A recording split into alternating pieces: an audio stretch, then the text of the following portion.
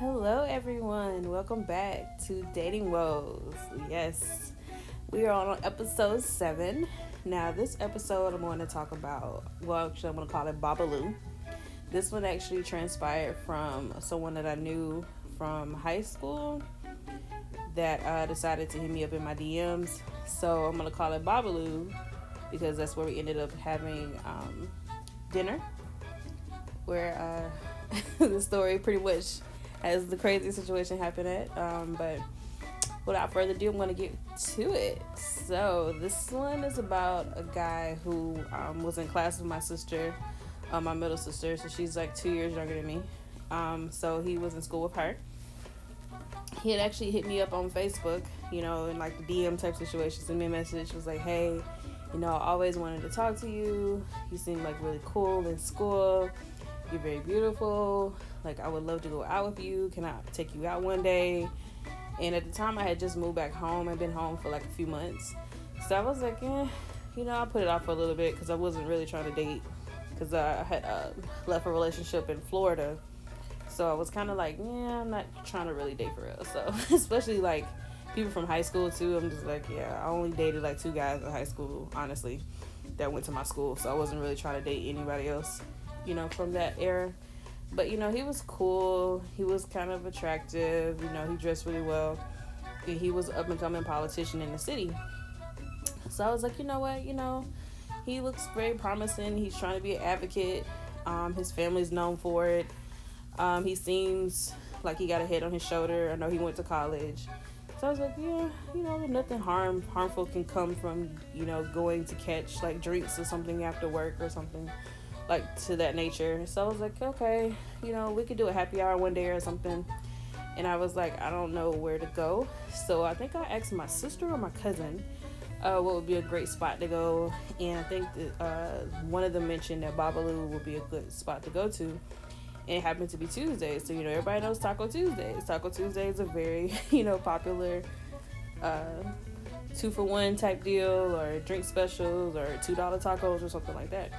So they had some kind of like after work special, and he was like, I can pick you up. And I was like, no, I'm going to drive myself because I'm like, I don't know how this night is going to go. And I'm going to drive myself at this point because I really didn't want you to pick me up at my parents' house because then you know where I live at. And I don't like people know where I live at basically.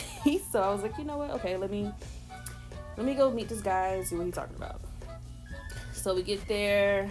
He was a few minutes late. So they brought the chips and sauce to the table, and I was looking over the menu. Then he finally gets there. He sees me. He calls me like, hey, where are you? And they kind of put my table in the middle, which is kind of weird because it was actually a very popular spot, so a lot of people were there.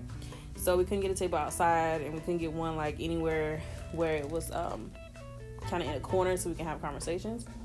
So he gets there. He was like, I had a long day at work. We're going through some build or something that was happening. He was talking politician type stuff, and I was just like, whatever. So I was hungry and everything because I've been waiting to try these tacos. Everybody was saying how good they were, and it was my first time at this place. So, he orders the appetizer because he said he was hungry too, and I was like, okay. So I look at the menu. I order what I want. He orders what he wants. We have pretty decent conversation. It wasn't like mind-blowing where we were engaged in each other eye-to-eye kind of thing. It was just more like, hey, how you doing? He more or less was trying to like pitch himself to me in a sense, and I was just like, yeah, okay. I guess he was trying to go over his resume and show like how great he was or whatever, and I was just kind of ignoring him because I was just starting to notice that I wasn't really compatible with him, and I was just like, well, I just gonna get a chance to have some great drinks and some great tacos and some decent conversation, to say the least. That's all I was thinking about at this point. So then the bill comes to the table after I think we spent probably about like an hour and a half, maybe not even 2 hours with each other. It's probably about an hour and a half. The bill comes to the table, and he starts patting his whole body, looking for his wallet, right? So I'm just sitting there looking at him, going through my phone, and he's like, oh crap, I think I left my wallet. And I was like, really? Like, after all this, you telling me how like you got this investment, you got this and that, and you ain't got no wallet? Now, the funny kicker was that they didn't even ask us for our IDs or anything like that, which they should have, because I wasn't looking that old or whatever, and he wasn't either. But they didn't ask for our IDs or whatever, because, people, I guess if people are so friendly in the South, sometimes they just don't ask. So I guess he never occurred to him to pull his ID out of his wallet. So apparently he left his wallet at home. And I'm just like, really? Then he goes to the bathroom. So I'm sitting at the table with this bill. Now, mind you, this man has ordered appetizers. He ordered one of the most expensive meal on the menu. He didn't even do the taco thing like I did. He did something like off, not even part of the happy hour. Then he ordered a dessert and everything. And you ain't got no money. Like, so you don't have no cash on you. And I know you don't have your wallet. But men carry cash pen, like they have cash in their wallet. Cash on their side. You don't have a money clip. You ain't got nothing. You ain't got nothing in your car. You don't keep like a 20 or something in your car or something. Like, he couldn't even give me the tip. So I'm just like, dang, I gotta pay for this whole meal and a tip. So this point, like, I'm perturbed. Like, very sure. I'm like, you know what, I'm done. Like, I am not gonna talk to you no more. I am so good on this situation. Then he had a nerve, like, when he was like, well, I'm gonna walk you to your car. And I'm just like, at this point, I didn't even want him to walk me to my car. I was like, I'm a fan for myself, because at this point, if anybody come up to me, I'm gonna punch them in their face, and I'm probably gonna win if they try to mug me or something. Because I'm like, I was so frustrated and so mad that I got like kind of almost stiff for a whole meal, including dessert and stuff. So I was just like pretty perturbed. But he was just like, you know what, I'm gonna like walk you to your car. And so while he was walking me to the car, he was like, I had such a great time. I really think we're pretty compatible. And I'm just looking at him like, where is he seeing all this stuff? Because I ain't seen none of this at all whatsoever in this whole meal. And he was like, I think we're pretty compatible. I have I got Netflix on my phone because my TV, my TV bulb went out. So, my TV not working right now. So, I can't watch TV on my, you can't watch Netflix on my TV because, I don't have, like, internet on it.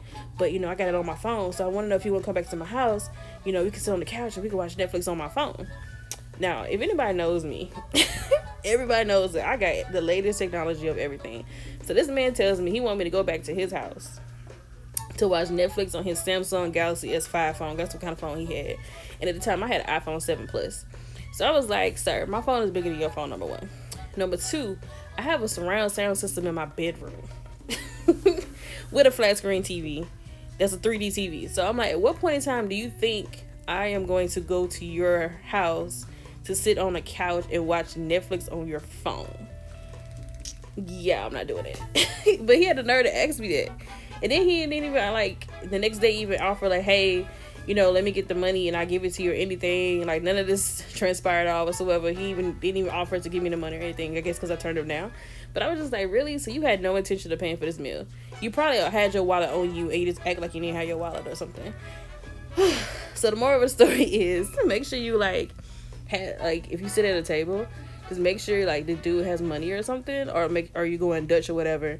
Because, like, I kind of felt bad. I don't want to say felt bad, but I just felt kind of like used a little bit. That he got a free meal out of me. But, I digress. It's one of those situations, another crazy day that I had. And sure enough, he is like a big politician now in my hometown. And it's so funny because when I see him make posts and everything, I really want to like send him ask him for his cash app and ask him for my money back. Like, I really want to do it. Actually, I might do it tomorrow to see what happens and see if he remembers and put on there Babalu's tacos, you never paid me back kind of situation. So I'll see what happens. I'll let y'all know if I do that on the next episode and see if he responds or not. But thanks so much for listening. Definitely hit me up on my website, ninebeatagreat.com. You can follow me on all social medias. It's Dating Woes, dating_woes, or Dating Woes, whichever one I was able to get. You can definitely email me if you have any questions about any of the stories. If you want me to go in further detail, I'm an open book. I don't care. But I'm definitely happy, and this is like very therapeutic for me to go over all these dates and everything.